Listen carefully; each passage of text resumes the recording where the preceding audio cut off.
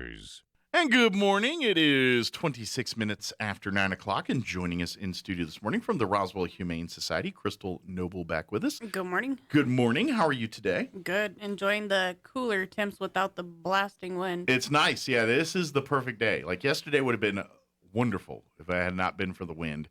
So today we kind of get that. So it's like 2 degrees cooler. I'll trade that off any day of the week. So, yeah, which is good dog walking season, good doing things. So, volunteers, if you like to come and spend some time with pets, this is the time of year to kind of sign up to do that kind of stuff and get on the list to be able to do that. You get 'tis the season where we can take the dogs outside a little bit and get them a good walk and not worry about their paws burning up on the sidewalk or anything like that.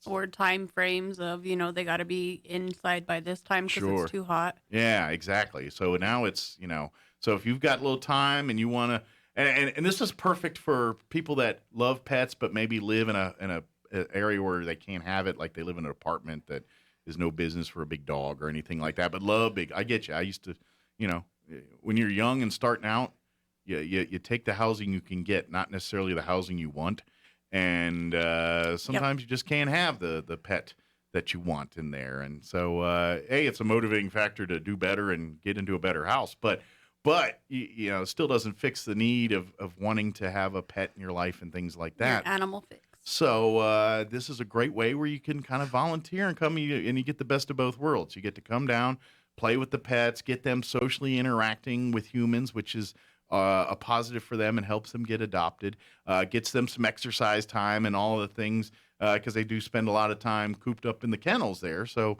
a lot of energy to burn off. So it's a great opportunity for the pet and for you to get to love on some pets for a little bit and be their fur babies. Let them be your fur babies for an hour or so, and then when you're done, you walk away and they'll see you tomorrow. Yep. It's pretty much it. It's pretty cool. So if you want the love part but don't want the work part necessarily, that's kind of a good sweet gig there. It is. If you don't feel like you can handle the responsibility, but you need something in your life, let us be that something. Absolutely. And you might find it might be very beneficial for your own mental health, too, a little bit sometimes. It can be. When you have a bad day at work and you come home and you've got them animals greeting you because they don't know what's going on. They're just happy to see you. Every time I come home mad, within 20 minutes, usually the cats have disarmed me and got me, acting my normal stupid self. So. Yeah, they do their things and you just shake their head and it's like they don't care. Just love on them and they don't care what's going on in the world. They just want to be around you. It's pretty cool. And that goes for all animals, cats, absolutely. dogs. Yeah, my dog, Sissy, when I had her, that dog, I'm pretty sure her whole life was making me and my wife happy. That's all she ever cared about and wanted to do. And that's, that's a dog. If you make the animal part of your family, that's the kind of result you see. It's just what happens, when a dog or a cat or any animal for that matter, people that own raccoons or more, horses, donkeys, unusual animals. Yeah. Goats are not that way. I'll tell you that right now. No, goats are goats. Goats are goats. But horses, they're just as much as people pleasers as, a dog. You know? They love the affection. They love the attention. They're just a lot bigger. Yeah, this is true. Yeah, their hugs are a little bit more powerful. Yeah, a lot bit more powerful. But that's the bonding, and that's where you go with that. So that's an opportunity for folks if you'd like to volunteer. I know you are still looking for a full-time position. We at the still kennel. hiring for a full-time kennel so worker. If you are looking for work, it is minimum wage, which is whatever that is now, $10.50 an hour. But it's 40-hour-a-week job where and you're going to be doing the cleaning, making sure that the animals their needs are taken care of. That's your day-to-day job, is taking care of them.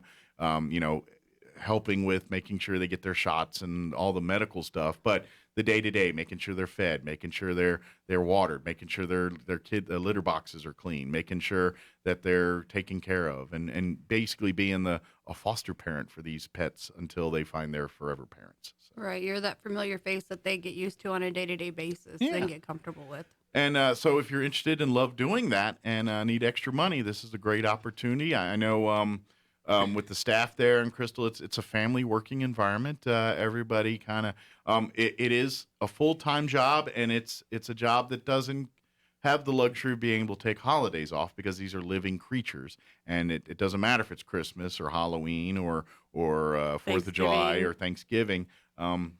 You somebody's going to have to come in and take care of the needs of the pets and things. And of course, obviously, you guys work together and all that stuff. But you will work some holidays sometimes and things. But it's not an all day thing. It's just to kind of come in, making sure the pets are good to go, and you go back to your family and all that good stuff. So, but that's the kind of, if you love taking care of pets, love being a nurturer, this is kind of your job for you, I think.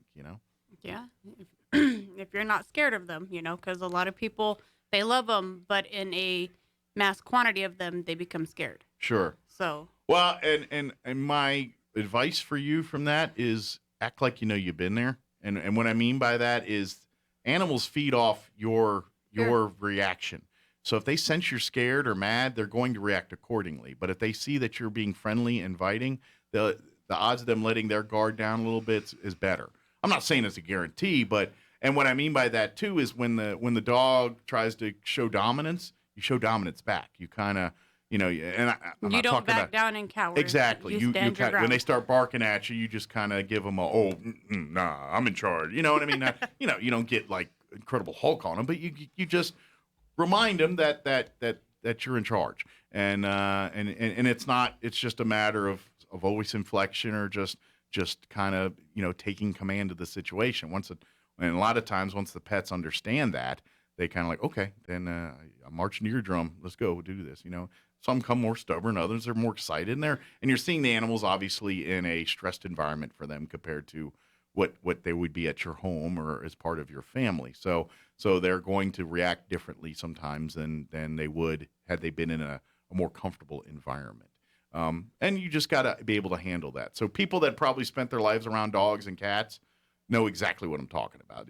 Those moments. So if you're familiar with that, this is probably your perfect job. If you love that and love working with the pets and loving on them and providing them with some skills because that's part of it too, is some of the little training and stuff that they get probably from you guys. So because you guys work with them a little bit in their day-to-day lives, and all of that helps, once again, getting them adopted to be more used to being around people and understanding the patterns and following the routines and all that. Dogs are very routine-driven animals. So are cats, but dogs are more visible about it.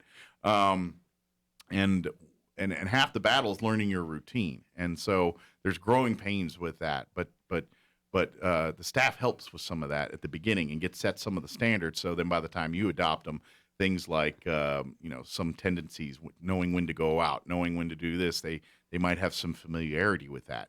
You don't have to completely train them on that. Unless you want them trained in a completely different way, then you go about that way. But yeah, for the most part, if it's a larger dog, they have access to an outside kennel, and we have a door that, we pull open so they know to go in and out of the door. So if you have a doggy door at home, that helps them use that. Gotcha. Okay. But it helps them establish habits, and that's something that when you become a pet owner, you find out real quick. That's kind of how being a pet owner is all about. It's establishing habits and establishing, you think humans are creatures of habit? Wait till you see dogs and cats. They're very much creatures of habit. And they do not like change. Exactly. Cats We're more more than adaptable others on that. to it. They are not. And to be honest, I find the smaller the creature, the more angry they are at change. If that's like little dogs and cats, nothing to it. Usually big dogs, if they're happy, they just go with the flow. It's like, okay. Yeah.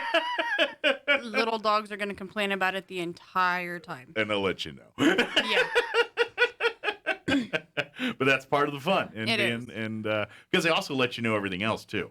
Usually little dogs do everything extremes. They love hard, they fight hard, they do everything hard. They heard that leaf down the street, they're going to let you know. That's right. They got that mindset, I'm littler, therefore I got to go big or go home every time I do something. Yep. And so that's how they do in every aspect of their life. So I think that's just a mindset of little dogs in general. So speaking of dogs, how are the selection right now as far as adoptable pets? Our inventory is great. Unfortunately, we are under a parvo quarantine. Oh, no. Yep. We got an outbreak?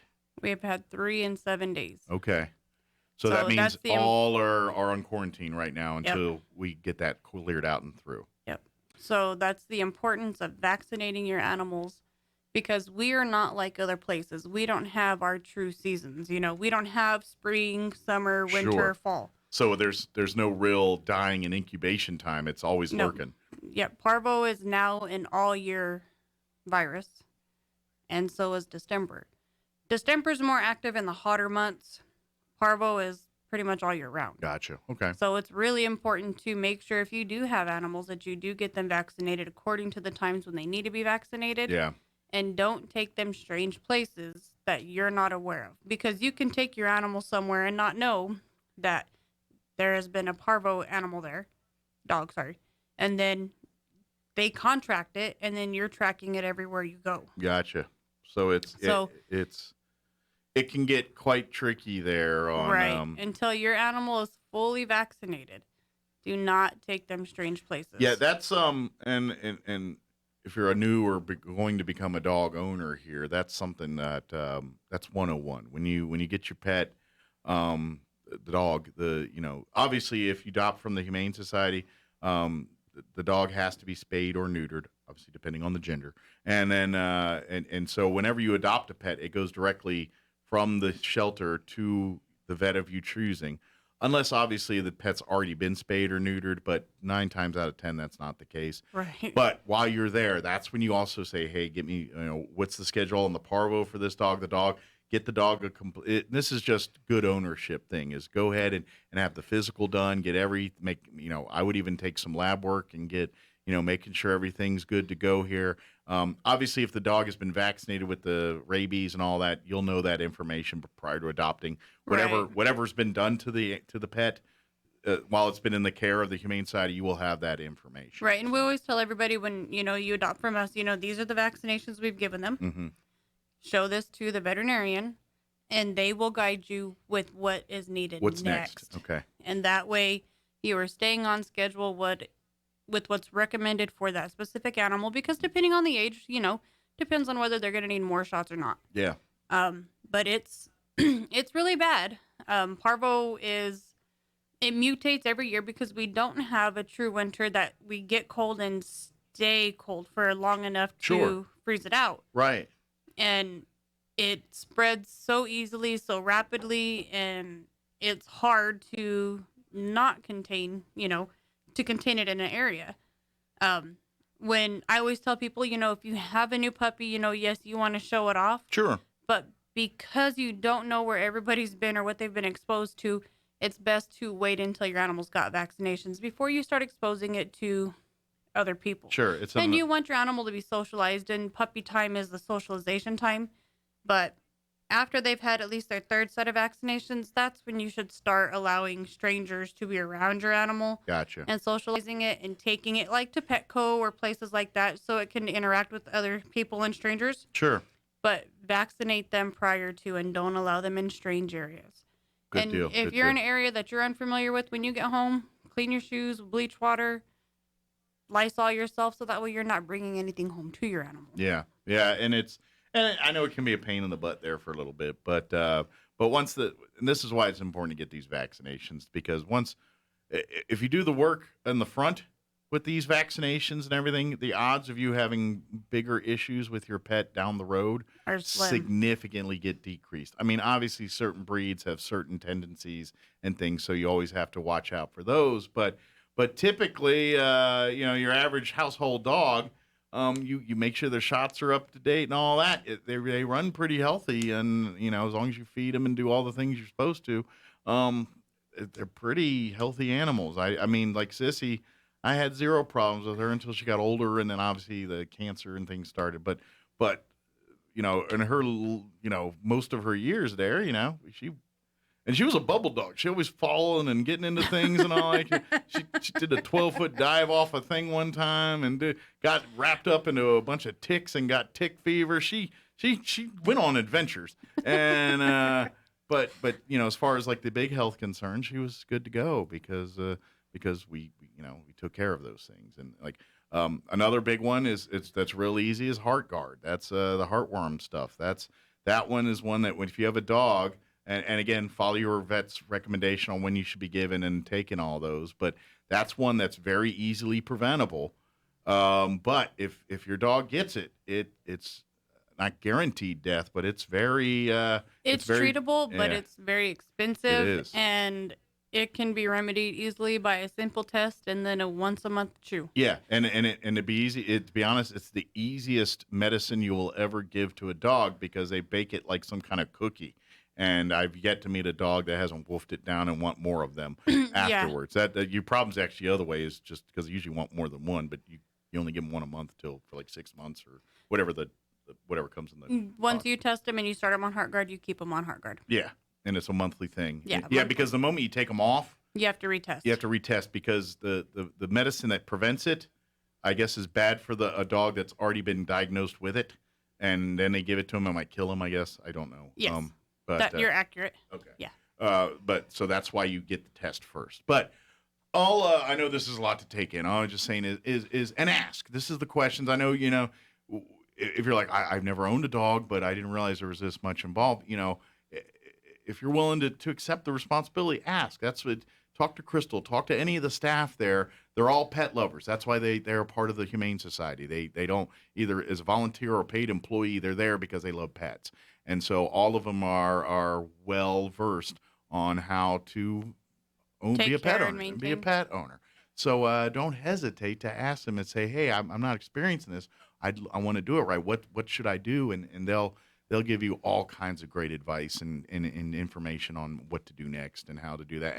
And whatever you don't find out there, talk to your veterinarian. Your veterinarian's got a wealth of information. And I ain't gonna lie, sure, I'm sure vets are like any other business. They're gonna try to upsell you on things and all that. But at the same time, they'll give you the straight skinny on what things you need to be doing and what's. I mean, we live in a world now where everything gets more complicated. I mean, now. When I was a kid, we used to joke, would you imagine if dogs got insurance for healthcare? Now that's a thing. And that's not a weird, unusual thing. It's more commonplace than we think sometimes. Granted, I'm thinking a certain clientele are ones that get insurance on their pets, people that are more affluent than others. Most of us were probably like, yeah, I'm not doing that yet. But, it's there. It's a real thing. If you have a very sick animal that requires some extra medical attention, sure, I think that'd be a benefit to help you save money in the long run. Sure. But if you have a healthy animal that just goes to the vet for routine checkups or occasionally vaccinations and all that. Yeah, bumps himself into the wall, I don't think that you need to spend the whatever it is a month to cover it. Yeah. But if you got one of those dogs that are constantly in need of attention. Bulldogs, they're prone to medical diseases, pugs. Anything with a smushed in face. Yes. Pretty much. Anything that hit the wall running at 90. Yeah, any of those breeds of dogs have a smushed in face. They usually have respiratory issues and things like that. But here's another. If you're a big dog owner, odds are almost always hip issues and things. Hip dysplasia. German Shepherds, Labs, any big dog really that's especially your working breeds, I guess you could say. Those are all known for hip issues. Even some of the medium-sized working breed dogs can end up with hip dysplasia because if they're running a lot and very active, that, puts wear and tear on their body. So hip dysplasia is, from 40-pound, 50-pound dogs and up. Yeah. I would think like German Shepherds see it more because they kind of have that. Sway back. Yeah, and they're always in a pouncing, like even when they're walking and standing, they always look like they're in a pouncing stance. You know what I mean? It's just their body structure. Is it? Yeah. It just looks like they're about ready to leap every time. And so it's like they're always in that kind of hunched down look. They're built that way. Their back legs are shorter than their front legs. Okay. So they stand like, it looks like they're ready to launch. Yeah, that's exactly what and I was like, it's got to be bad on their hips. Now, if they didn't have the back knee, the way the back knees are designed, and it was straight like the front leg, they'd be the same height. Okay. Straight across. That makes sense. I'm guessing there is a reason in their working and how they, you know what I mean, how they're bred that way or their agility to jump. Gotcha. Because if their legs are equal, they can't push off right. Gotcha. They don't get an equal pressure push. You got to slope to get the. So lesson here is don't try to outjump a German Shepherd. You're going to lose. Exactly. Or a Jack Russell Terrier for that matter. Man. Those are little dogs on crack. I will never forget. My in-laws had a Jack Russell. It was a great dog and everything. But anytime we come to visit, they had a screen door that was like a half window, and then the other half was covered. And you'd get up to if the main door was open, but that screen door was closed. You'd go up, and the dog would be excited to see you. and you just walk up there. All you see is this big white hot dog thing go, bloop, bloop, and then back down, and pop up, back down, back down. Yep. They are spring loaded. Yeah, they are. I mean, they literally, because Jack Russells, I mean, even the big ones are no more than a foot tall. Right. But they can literally do like a 6 to 7 foot vertical leap straight up from that position, and it's funny to watch when they do. They are an actual working breed. They were bred to go into like gopher holes, and root out animals and for the hunters and things. Yeah, and they do it well. I'm trying to figure out where the jumping. Maybe I guess if a bird. Maybe they go into like a bird nest or something. Maybe. Try to rustle out some doves or something. That was just one of the oops that happened. You put this together, put that together. These dogs will rustle up animals, but they're spring loaded. I don't know what happened with them. You wind them up and they. Or they're, for baby calves, to tackle baby calves, you got to jump up and grab them. Maybe that's what it is. Maybe that's part of the herding. They, Yeah. I don't know, but they're cool dogs. They are. They are divas. At least the ones I've met. And what I mean by that is they're loving dogs, but they very jealous and demanding. Like you will pet me now, and you will do it in this fashion. And you will not stop until I tell you to. And if you do it in this fashion, I will grace you with my presence. And if you're not going to do it in the fashion I want, I'm going to show you the fashion and make you do it because you're not getting away. And I will continue to do it until you do it right. And then I'll let you go after an hour. Pretty much. They're cool dogs. They are. They're fun. They just have a lot of energy. And yeah, they're great family dogs for kids and stuff. But like you said, you got to run them. You got to, if you have, they're one of the few little dogs that need land. If that's weirdly enough, like little dogs, you can probably raise in an apartment or something, but not Jack Russells, man. They're like a healer and a border collie. They've got to stretch their legs. Yeah, and they're fast. Like that little black streak, brown. It was white and brown.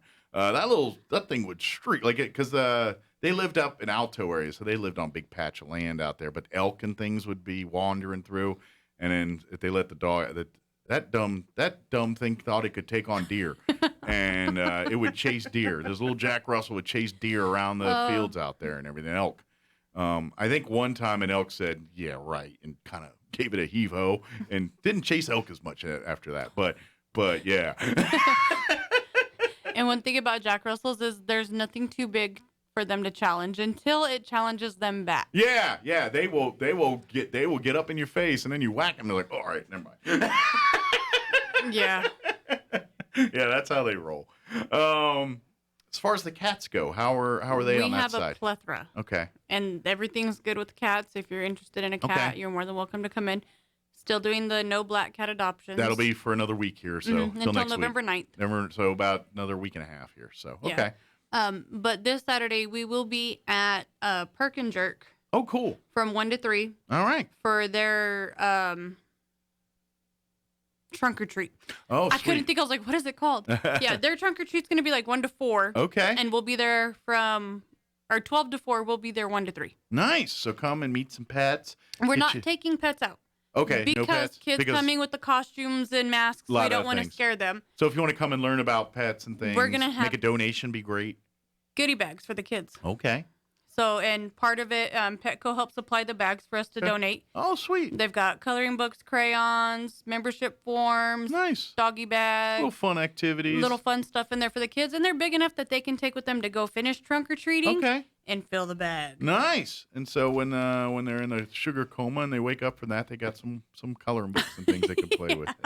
And while you're there, hook up the folks over there, Perk and Jerk. I'm not a coffee drinker, but I've had more people love their coffee. Oh, I'm a coffee drinker. I'm not a coffee, but I'm a jerky guy, and I do enjoy their jerky. And I wonder what made them put coffee and jerky together. Probably, he's a Marine, so I'm sure that was his staple in life. Is when you're doing Marine things, a pocket full of jerky and a big cup full of coffee probably got a lot done. Well, that's probably all they had access and so, to. He's kind of a flavor sommelier in there. He loves to tweak and come up with new jerky flavors and coffee too. Like I don't know, but like if he still does it, but like Huckleberry coffee, that's like one of the places you can get that. That's something it's a rare treat that's available at Perk and Jerk. I don't drink coffee, so it's not my thing, but I know Guess a I'm gonna have lot to of go people get me are some into coffee. it. Yeah, but the jerky, like if you want, like he'll light you up too. Like if you like hot jerky, he's got stuff. I don't care who in your family. You got that one person. I'll put a flaming barrel in my mouth. I love it. You got that person. He'll light that person up. Well, go in there and tell him to light you up. Me. Go in there and tell him to light you up, and he will light you up. I guarantee right. he will light you up. I'm gonna go in there and be like, I need some of your lit up jerky. I ate some of his ghost pepper jerky on the radio one time, and that was a bad decision. I couldn't talk for a minute. I was like, I can't talk no more. Y'all have to take over. I'm just a pile of spit and goo here. You're pile of... But we will be out at Perk and Jerk from 1 to 3 this Saturday. Okay. With goodie bags for the kids. They are limited, so first come, first serve. First come, first serve. Very good. And then from yesterday, because they opened yesterday, to this Saturday, all Halloween at the thrift store is 75% off. Nice. So so stock up, and if you're a decor person, save money on it for next year too. They've got a ton of decorations and a ton of costumes still. Very good. Kid costumes all the way up to adult costumes. So 75% off at $2. Yeah, you could literally fund your Halloween with the change in your pocket almost,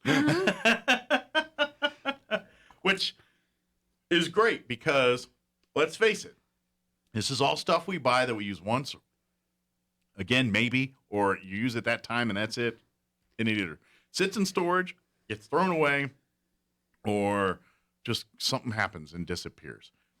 Why pay top dollar for brand new stuff like that? And you know that you go to the Humane Society thrift store. And if it's like an automated decoration or outside decor, we have outlets. You can plug it in. You can try it. You can see if it works and see if you like it before buying. You're going to pay pennies on the dollar for it. You're going to, use it once or whatever and then put it in storage or donate it back and then we're going to sell it. And the great news is all the money that the $2 you spent on all that stuff and the $2 here, you spend enough $2 in there, it gets quite a bit of money for the Humane Society because every single penny that comes out of that goes back to paying for vet bills, to pay for the light bill or the heat, or paying for needs for the animals. The water bill. That's our biggest bill. Cleaning supplies.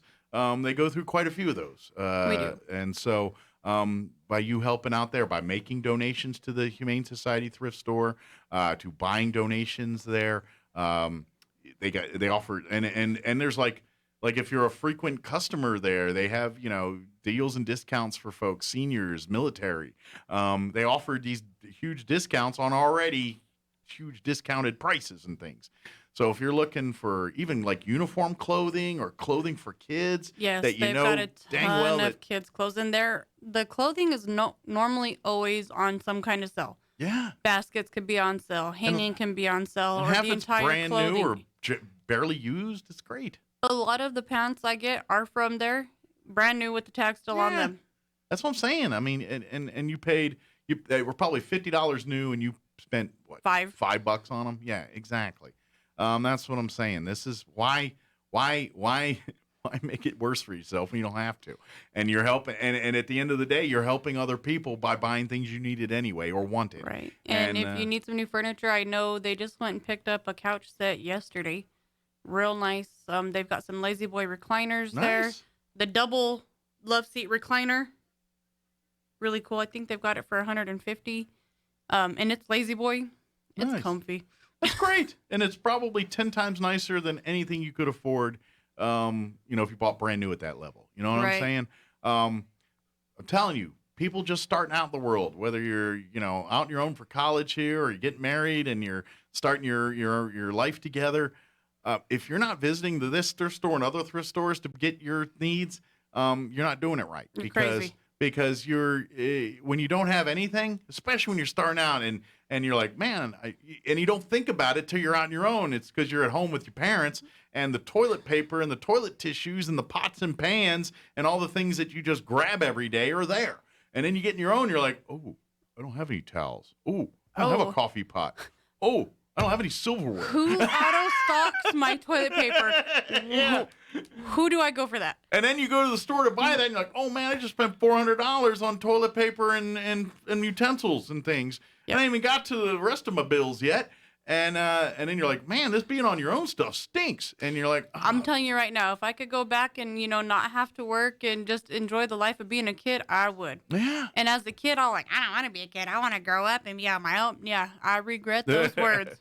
Be careful what you wish for. I take it back. Being an adult sucks. Yeah. So this is a resource for you. Now, guess what? You just found a coffee pot. You probably paid $5-10 for it. Yep. Instead of about $50 or $100 or. They get Keurigs in all the time. Yeah, and exactly. The big lavish Keurigs that do the espresso and all the other fun stuff, they get those a lot. Yeah. And then they get the little bitty single cup, ones that they first started out with.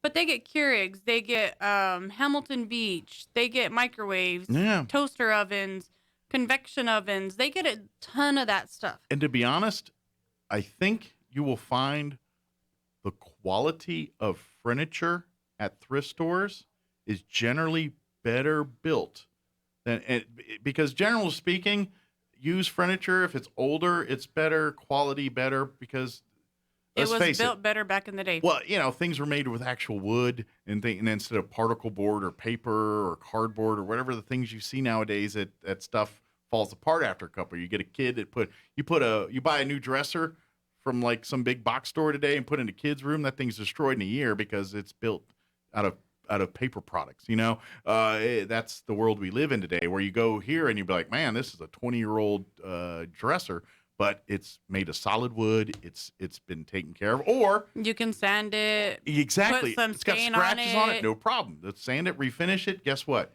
And if you, to be honest, you turn around and if you're crafty or skilled, you buy these things for like $10 or $50 there. You sand it and put a stain on it or something. You turn around and sell it for $400 or $300. Because people want the original wood. Exactly. Furniture. Yeah, exactly. Because these are products that, let's face it, were built in the time that were meant to last and not meant to sell you another one in 5 years.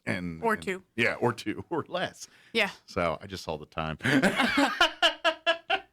Oh, hey, we talk. Well, I did. I just spewed my We talked a long time. Okay. But one more thing for the thrift store. So yes.